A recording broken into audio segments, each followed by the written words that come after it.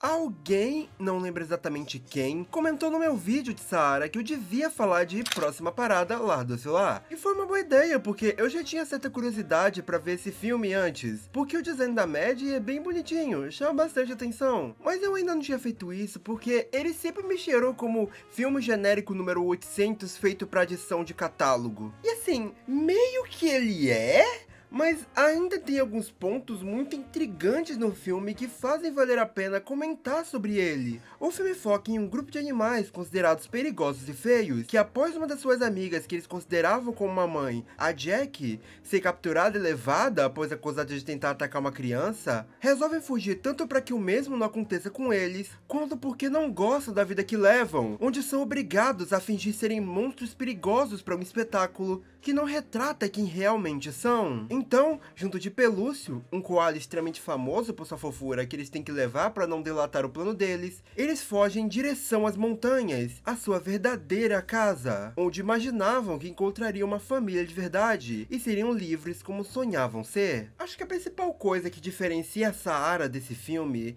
é que, diferente dele, eu sinto que esse tem algum carinho, principalmente porque não é difícil você criar uma simpatia pelos personagens. A Maddie, o Frank, a Zoe, o Nigel e a Jessie são personagens muito carismáticos e fofos. Eles têm química juntos como amigos, com um sentimento legal de companheirismo entre eles, assim como eles compartilham a mesma dor de serem tratados com desdém, diferente daqueles animais mais fofos. É até uma coisa meio engraçada porque, quando eles estavam mostrando os animais fofinhos no início, a primeira coisa que vinha à minha cabeça foi que, cara, isso parece muito aquele fofo forçado, que tenta tanto ser fofo que dá a volta e te dá raiva. Mas aí eu vi que realmente era esse o objetivo do filme, tanto que os outros animais, quando eles veem o Pelúcio, eles ressaltam que nojo e tal, então é uma boa sacada. E eles têm sonhos bem definidos e uma personalidade característica, mas que não define completamente quem eles são. Por exemplo, o Nigel, ele é esse escorpião bobão e fofinho, que você imaginaria que gosta de ser pacifista, mas quando nem ele aguenta mais o Pelúcio, ele não hesita em usar seu veneno pra fazê-lo dormir e parar de encher o saco deles. Eles são escritos de fato como pessoas, eles sentem raiva, felicidade, tristeza, de forma realmente orgânica. É principalmente um milagre pra mim dizer que esse filme tem piadas genuinamente boas, tem sacadas rápidas e piadas inteligentes o suficiente pra te fazer pelo menos soltar um arzinho pelo nariz, sabe? Não é que ele é muito engraçado, meu Deus, não consigo parar de rir, hahaha, mas não soa como aquele humor de velho que acha que entende o que criança ri, mas na verdade ele realmente não sabe. Principalmente porque eles não ficam tentando explicar piadas, eles não fazem aquela checklist de piadas de que tem animações genéricas. Umas coisas numa vibe de ele tá bem atrás de mim dessa ideia, sabe? Eu consigo ver que eles estão realmente tentando, e algumas dessas tentativas funcionam. Tem inclusive uma parte que, para contexto, o personagem Frank tá em época de acasalamento. Então, durante a trama, ele quer muito encontrar uma parceira. E em uma cena que eles são ajudados por viúvas negras, uma delas é especialmente bonita. E no original, ele simplesmente fala que tá excitado. A dublagem mudou isso, que é uma pena, mas algo que também é uma boa sacada, que tá na nossa dublagem, é que tem alguns diabos da Tasmânia no filme, e eles têm variações de nomes do diabo mesmo, tipo Satã e Beelzebub. Eu não sei como isso não deu problema, mas ainda bem que isso não aconteceu. É uma das coisas mágicas que acontecem enquanto esses personagens são legais. A comédia envolvendo eles sempre acaba soando mais divertida por causa da química. Já que do lado dos humanos, eu não acho tão bom. Sei lá, o design deles não é muito interessante, o estilo por si só do filme não é muito único, e como a maior parte deles é ser engraçado, isso é umas piadas aqui e ali funcionam, os humanos estão sempre sobrando durante a trama. Claramente um daqueles casos em que precisam de alguma coisa para atrapalhar os personagens e sua aventura, mas como eles não têm uma grande ideia do que fazer, eles só tacam um alívio cômico padrão. Mas, sabe, ainda assim, dava para eles segurarem o filme, já que personagens carismáticos às vezes se desviam de tramas fracas. Mas entre eles está o Pelúcio, que é o meu maior problema com esse filme. Eu sei que às vezes pode parecer que eu marco algum personagem pra não gostar, mas eu juro que não é de propósito. O meu problema com Pelúcio é que ele passa praticamente o filme todo sendo só uma caricatura de alguém arrogante e famoso, o que por si só não é um problema, já que faz sentido com o personagem dele, já que desde que ele nasceu, ele é vangloriado pela sua fofura, ele é bem cuidado e tal. Mas é que fica chato muito rápido. O filme tenta driblar isso, fazendo com que constantemente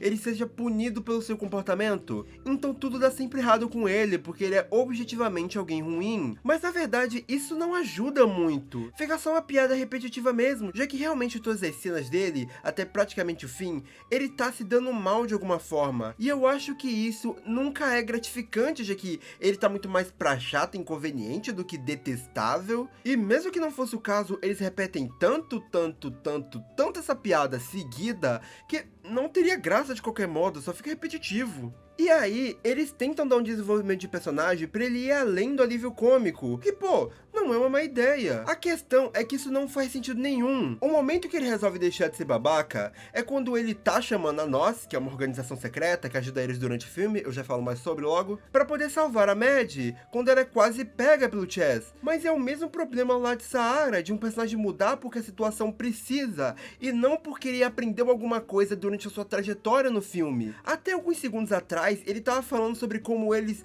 eram todos animais feios e nojentos, que nenhuma família ia querer eles e tal. E a partir daí, o filme trata como se ele estivesse mudando. Até no fim, eles acabaram se tornando amigos de verdade. De início eu até tentei relevar, porque eu achei que era uma parada meio eu te odeio, mas eu não quero te ver morrer, sabe? Só que diversos outros momentos do filme, mesmo que ele soubesse o risco que eles corriam, ele ignora isso e tenta ser levado de segurança enquanto eles se lascam. Aliás, nessa mesma cena, ele anteriormente ia deixar todos serem levados no completo dane-se, porque ele achava que ele ia voltar para sua vida perfeita. E o que me irrita é que você tem uma organização que é formada por animais feios e incomuns, que era a oportunidade perfeita para você ter ele sendo salvo constantemente por esses animais que ele acha que não merecem amor, e a partir disso ele ir desenvolvendo humildade ou coisa parecida, mas dane-se, vamos pro caminho mais fácil, que é simplesmente fingir que existe o desenvolvimento. Eu acho que a ideia aqui era bater na tecla que os animais considerados ruins pela sociedade podiam ser bonzinhos,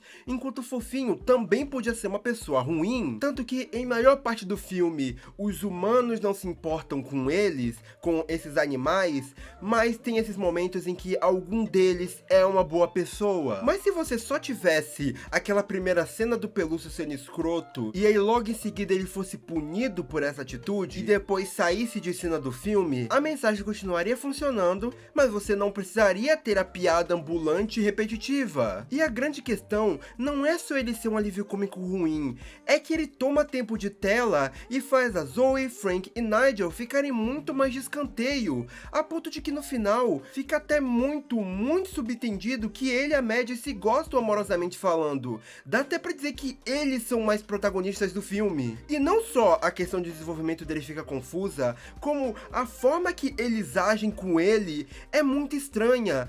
Em alguns momentos eles não se importam e deixaram o Pelúcio pra trás enquanto fogem, e em outros momentos eles estão colocando a vida deles em risco pra salvar dele, mesmo que ele não servisse de nada pros personagens. E de novo, nem era muito difícil você ter pelo menos algum propósito pra ele estar durante o filme, como ele tá sendo usado de refém por eles, ou sei lá. Quem criou esse personagem? Por que ele queria dar tanto tempo de tela pra ele e tanta importância assim do nada? E por que não dar essa mesma importância pros outros personagens que foram anteriormente mais desenvolvidos e são muito mais interessantes? E ainda em cima disso, eu sempre acho uma decisão muito paia essa de supostamente tentar convencer crianças que animais mais incomuns, como aranhas e cobras, são legais, e a sua forma de fazer isso é tacar um raio kawaii neles. Acho que seria mais interessante manter eles mais parecidos com os animais reais, e soaria menos como desculpa para parecer que o seu filme superficial não é tão superficial assim. Tipo,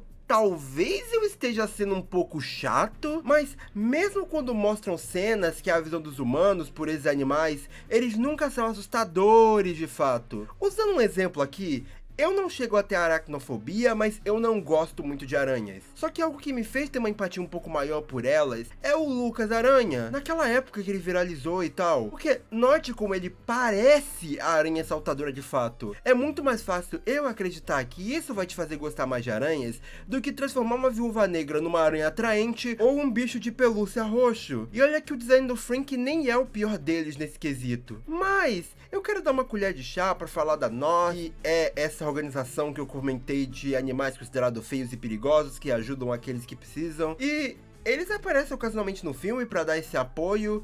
E, embora seja uma ideia bem doida, eu acho muito legal. Todo esse conceito de comunidade em que tem esses animais super treinados, que vêm quando você fala o código deles, é o tipo de besteira irrealista que eu adoro. A maioria dos que surgem pra dar um apoio são personagens muito carismáticos, mas é meio engraçado no final quando a Maddie tá em apuros pelos amigos terem sido capturados e por alguma razão nenhum deles chama eles. De novo, clássico caso de adicionar uma solução fácil e depois ignorar ela em prol do roteiro. Mas assim como Sarah, ele tem aqui e ali uns pontinhos de coisas que você não imaginaria ver num filme infantil. Não só a questão lá do Frank, mas tem o ponto do Pelúcio comentar que a mãe dele morreu atropelada, do mais absoluto nada.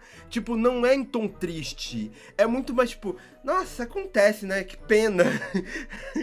E o pior, que talvez seja a única coisa que você viu desse filme, porque eu sei que essa cena já viralizou no Twitter, mas a cena de apresentação da Maddie é ela flertando com o Chaz. Não é exagero meu, a forma que eles falam, os toques, é uma cena escrita e dublada de forma que parece um flerte dos dois. É tão estranho e do nada que chega até a ser desconfortável. Eu não sei dizer se é uma piada ou foi só, sei lá, alguma cena que saiu do tom não propositalmente. Mas é a única cena assim do filme.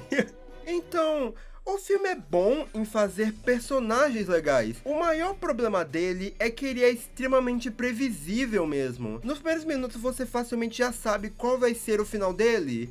E embora a organização seja um elemento legal, ele não é presente o suficiente no filme para dar um refresco em uma trama que é o clássico temos que voltar para casa. E se o elenco principal fosse todo focado naqueles que aparecem anteriormente, ele podia sim elevar bastante, por ter essas dinâmicas divertidas, mas novamente, eles preferem manter o filme muito mais focado no único animal que é sinceramente um saco, o que vai matando mais e mais o filme até o final em que você sinceramente só quer que acabe logo. Não é o pior filme de edição de streaming da Netflix, muito longe disso na verdade, mas ainda é um filme com cara de edição de streaming da Netflix, que calhou de ter uns personagens memoráveis, o que já deixa ele um pouco acima dos vários outros que tem. Obrigado por ver esse vídeo até aqui, dá like, se inscreve e aperta o botão de hype caso disponível. Tchau!